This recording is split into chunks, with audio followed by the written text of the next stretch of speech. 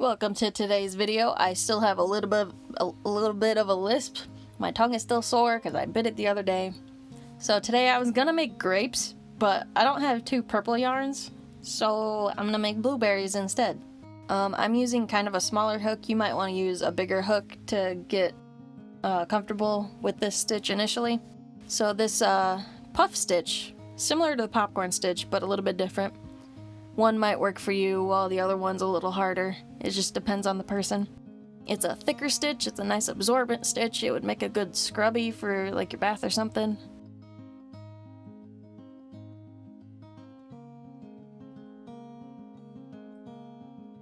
So we're gonna start with our slip knot.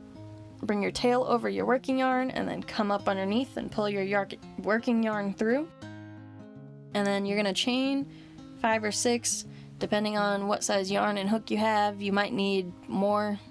You're going to want your circle a bit bigger than you think you're going to need it because you need a lot of space for this stitch.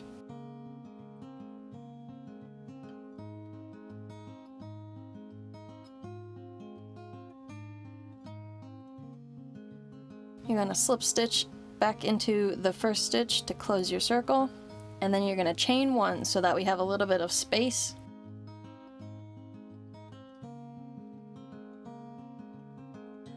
You're going to yarn over and hold it in place, then go through, yarn over, pull out, yarn over, go through the center, yarn over, pull out, yarn over, go through, yarn over, pull out,